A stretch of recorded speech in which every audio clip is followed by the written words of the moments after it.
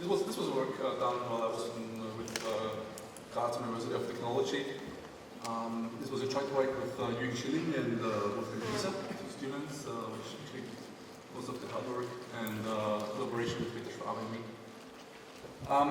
So what's NaCl, what's Sol, what's cryptobox? It's actually a library. It stands for Networking and Cryptography Library. It was designed by Dan Bernstein and Tanja Lange and Peter Schwab a couple of years ago, and it was designed for ease of use. So a system designer should not really take care of low-level functions. You should simply call a function, and this function should provide a certain cryptographic service. So it's easy to use, and the other thing is fast. So it uses state-of-the-art cryptography, which is supposed to be faster than conventional crypto. It actually implements a function called cryptobox, and cryptobox offers public key authenticated encryption using three primitives. It uses X2519, which is a key agreement scheme that uses the curve 2519 elliptic curve. It's a Montgomery curve, which is B rational equivalent to the Edwards curve. So it's very fast and uses the prime 2 to the power 255 minus 19. It also uses 1020. It's a stream cipher, which was the outcome of a project, the eStream project from Encrypt. And it underwent an intensive study between 2004 and 2008. So it was finally also recommended by this community. We used it too. And finally, Holy Federal 5, which is a message authentication code. So using that library, you can implement secure end-to-end communication, and it was supposed to be used for internet communication. While it uses 128 bits of security. Wait. So, however, there's a lot of software implementations out there that also, you can get solved for C, C++, C#, Python, JavaScript. There's a lot of different ports out there also for microcontrollers, AVR, MSP430, and ARM processors.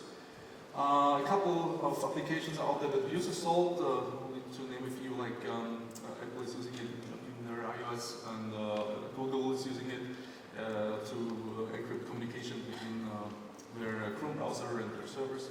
So it's also open source, and you can use it. So it's in public domain. But how does it perform in hardware? So this was a good question. There are only a few papers out there that implement that in hardware. Most of them are, actually all of them are using FPGAs. We're not aware of any ASIC implementations of Salt. So actually, this is a library that might be really, really interesting, especially when you have a look at future IoT applications. And technology to choose is probably wireless identification and sensing platform, which is a very small device capable of sensing data from the environment, and the data, which might be sensitive, is transferred to the brain of the IoT. So it's what we need is actually public key authenticated encryption. And well, we can use SSL or IPsec for that, right? But these libraries are quite big, they offer a lot of cryptographic primitives. I mean, you can choose a certain subset of those and implement that. Actually, we did, and we made a proposal last year at RFDSec implementing ES128 and the smallest list prime, P292. And included an 8-bit microcontroller and implemented the UHF EPC Chain 2 RFID protocol. In total, it comes up to be like around 50 kilocalories, which is quite large. Also, the power consumption was quite high. Like it was 500 microwatts for 1 megahertz. So, the question here is, can we do better? And I talked with Peter Schwab. I was in Cairo 2 years ago, and at Africa Crypt, and we said, why not using Salt? Peter is a co-author of Salt, and actually, Curve 2419 can be implemented using 32 stages, and Salsa 20 and Poly 1305 used it too. So maybe we can share resources, and maybe it's small. So what we did, we presented very carefully optimized hardware implementation of the cryptobox function. It offers 128 bits of security and offers public key authenticated encryption, and it's compatible with existing Salt interfaces. So you can use that instead of software implementations. One nice property also is that we do not need signatures. In our scenario that I showed before, we can actually use diffy comment for the key agreement. We don't need the cryptographic services of non-repudiation and also offline of messages. The verification of messages offline is also not really necessary. We assume that the servers are always online, so we can use. We do not need it. We can save actually some resources. Also, we target low power applications, not low energy applications. We assume that the devices get powered by an electromagnetic field. So we have to take care that the power consumption is somehow below an average power consumption. And last but not least, everything is running in constant time to have some kind of protection. But we did not integrate any TPA compilers. And that is it. There's a baseline implementation, reference implementation that you can use, but it's not. It's running in constant time at least. All right. So here you have an overview of the hardware architecture. We decided to go for a 32-bit architecture. We implemented a very simple AMBER interface, and we have a memory, and decided to go for a single port memory there. Also because of reasons, because it's smaller in size than dual port memory. And we have a controller and an arithmetic logic unit. For the controller, we decided to go for an application-specific instruction set processor, meaning that we designed our own instructions. It's typically faster than using a conventional microcontroller, but it's bad because we don't have a compiler, right? So we have to write our own machine code, which is error-prone. Nobody would like to do it. But the reason for that. To avoid that, we simply wrote our own compiler in Java, and which generates our machine code. So it's quite flexible. We can implement functionality there. It's like assembly language-like instruction there, and the compiler automatically generates the broken code that we can simply integrate in our design. So here we have a short look at the controller. I can't go into all the details because of timing reasons, but I would like to pick out some important components, some optimization techniques that we used. So we decided to split up the program run into two runs. So one run is implementing curve to 519, the other one is implementing SASA 20 in Boolean 35. They both need around 1,000 lines of code in our processor. And the reason for that is also we can save power, right? We can deactivate the other ROM or the other one is active. It's also smaller in size because the ROMs can have different widths, right? We decided to do that. We also support single level subroutines. We have whole stack, which we implemented with Alfred register that can hold the return address, which makes everything a bit easier. And optionally, we implemented a multiplication controller, and this multiplication controller is used to improve the speed. We can also implement multiplication in software, right, or in a broken ROM, but it's faster when you have your own controller, so we decided to do it. Also, we instead of simply performing product scanning multiplication, which is often the choice to choose, so we tried to improve that, because although we have a single port memory, we decided to process not only one column, but two columns per compilation.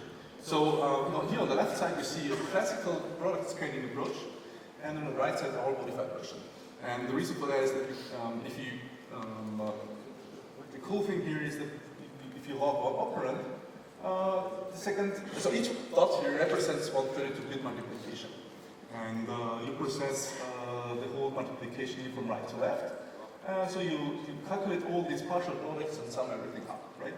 So, and the trick here is you can perform a multiplication there, and the one operand of that multiplication is the same as here. So we can buffer that using an additional register, and we can keep the arithmetic logic unit busy in each step, even though we have a single port RAM.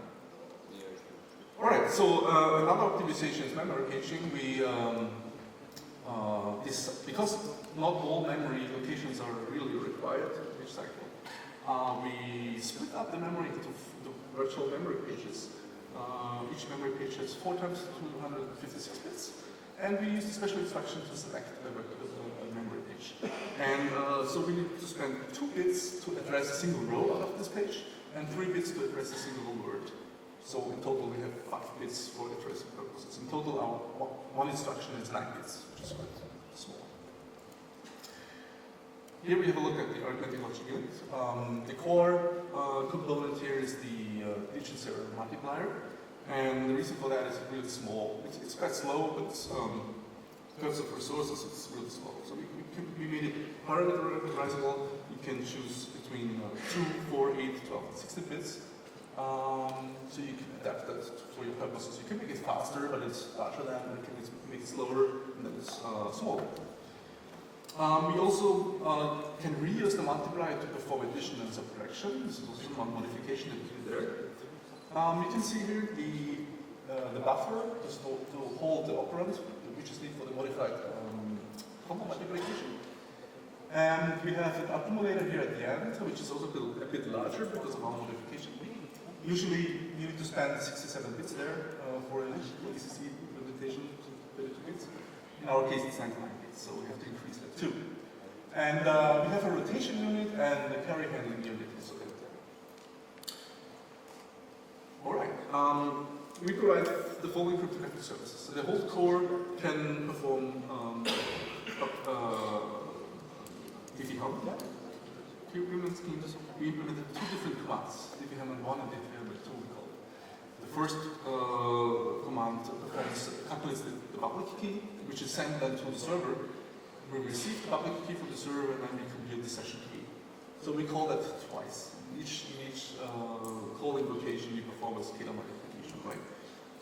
And we spent 4 different instructions for public key for authenticated encryption. We decided to go for a streaming API.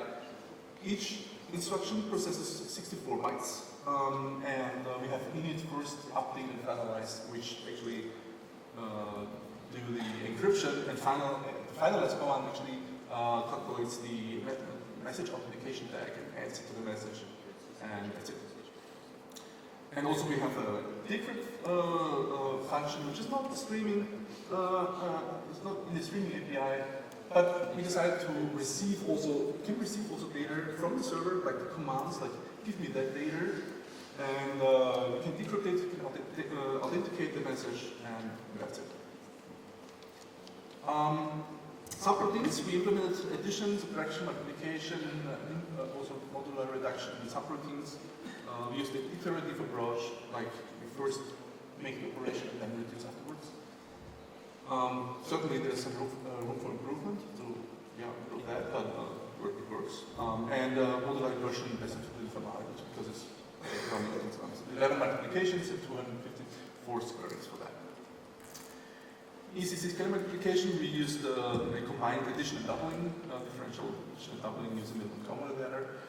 We used Montgomery formulas for that, but we modified that so that it only uses 6 registers and 1 register to store the base point. So we didn't found that in literature, but it's not really, we don't claim it that it's in our contributions. But we didn't found it, so we put it also in the paper, so you can probably use it if you want. Now, so we used we used the RTF compiler for our designs. And the 130 nanometer UDC process technology, low linkage technology, and targeted 1 megahertz. So, which should be for our purposes enough. And the results are taken after post-synthesis, but the power values are taken after base and route to get more accurate power values. Also, we use different memory technologies. First, we use the standard cell-based RAM for our investigations, and special RAM macro, which is from Faraday Technologies. This is optimized memory for the 130 nanometer process technology. And you can see the difference. It's like instead of 18 kilogate neurons, it only needs 3.7 kilogates. It's really makes everything smaller. But we use both so that we can have a fair comparison with the other two. Now, here's the results. So we have on the left side the speed results and on the right the area results for different sizes of the digital multiplier. So when you process 2 bits in parallel, one scalar multiplication is around 3.45 million clock cycles. It's quite slow. But the area here is also not really bad. It's like using a standard cell-based RAM, it's about 30 kilogigabits. This includes everything like curve 2019, 1020, and OE 3005. Here are also the results for the authenticated encryption, and it needs about 7,000 to 9,000 clock cycles per 64 bytes of message flow. Yeah, if you go for higher speeds, we can process 60 bits in parallel. Of course, it gets faster. We only need 800,000 clock cycles for that, and the area is increased to 32,000 gates. Using a RAM micro, we significantly can reduce the total area of our core. It's 14 kilogate equivalents, 14.6 and 17.9, so it's very small. The numbers here, the broken ROM actually is included in that number, the controller and the arithmetic logic unit. And the controller requires around 6.3 and 6.9, depending on the size of the multiplier. So the arithmetic logic unit is really small, actually. It's like 3 kilogate equivalents, 3, 4, which is really cool. Power values. We have performed measurements, and it's around 40 to 70 microwatts, depending on the multiplier. Half of the power spent with that. This is for 1 gigahertz frequencies. So we should be fine for the targeted applications. Critical path is around 50 to 80 nanoseconds. This is not really good, but it's sufficient for our purposes. We also compared our work with prior art, and you can see a lot of different works here using different elliptic curves, using different sizes. We try to compare with ECC implementations that have between 192 and 256 to be solved here. All of them uses 130 nanometer process technology. So good work is here done by Rockestoffer. It's quite old already, starting in 2005, I think, and he implemented a dual field processor, which supports prime fields and binary fields with 256 bits. It's 1.1 million clock cycles only, and the size here is around 37 kilobits. There are also a lot of other works, and for example, the work of Wenger, he implemented also this P256, which is around which can be compared with our smallest version, but it's about 30% larger than ours. So we're somehow improving the state of the art. So now, the question is here, is it because we have chosen a different curve, right? So because here is in this curve we're using curve faculty. And the question was how much, so how can we compare that? And this is a different curve, right? And this was the reason why we said, okay, we can let us compare curve 2019 and this. We also chose a rainbow curve. This is not in the paper, but I think this was done afterwards, after writing up the paper. But I think it's quite interesting, so I put it in. So we tried to implement this only the ECC operation using different curves, which have nearly the same field size, like 256 bits. And the cool thing here is we use the same tools for all these implementations, and the same processor. For supporting list curves and rainbow curves, we added some special instructions. But all in all, it's from our perspective, quite fair comparison.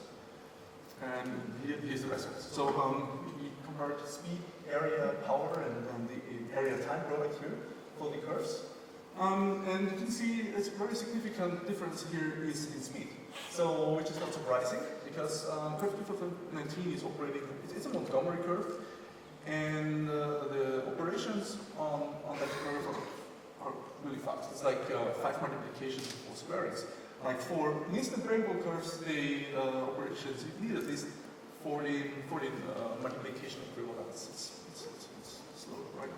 So the speed here is significantly lower for curves of 519. Area is almost the same, like area and power are somehow correlated, so there's not much big difference there. So in total, the area time product here is 7, 19, and 30 for the implementations. Alright, this was, by the way, do not include memory, so we tried, without considering size of 20 and fully 5 without memory, it's around 5,000 beginning equivalents, which is also very cool. It's very small size. Alright, so if you would like to find out more, we put everything in public domain. You can have a look at the websites. Also, if you're interested also for salt and microcontrollers, the Schwabe, we have implementations on different kinds of microcontrollers of their 8-bit, 16-bit, and 32-bit architectures. Thank you.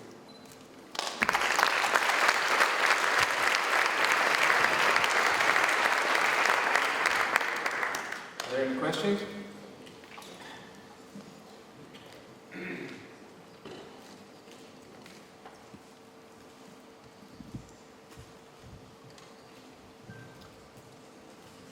So Michael, I have a question. So from this work we can see that ASIC which actually seems more efficient in terms of power and area than ASIC. Is that the conclusion? What is the first one? So this you have this combination of data bus and program. So it seems it's more efficient than making your own ASIC chip, like controlled by FSM. Oh yeah. Well, I mean, the reason why we've chosen an ASIC or microcontroller-based design is flexibility reasons, right? So we could also implement it using a state machine, but I mean, probably it gets a bit smaller, maybe not. So, but it's very hard to modify, to add some new cryptographic services. If you like to add a hash or like, if you would like to make changes, it's much easier to have some kind of, microcontroller-like architecture. So we can implement. But the program is in ROM, right? Right. So it's also kind of fixed. Well, no, we implement everything in. We have an assembly-like language, and we have a self-written compiler, right? So everything is compiled to a ROM. So we never modify the ROM manually. We don't do that. It's too error-prone, and nobody would like to do that. So we really we write programs in a assembly-like language, and then we use our self-written compiler to generate the program ROM automatically, which works pretty well. Other questions?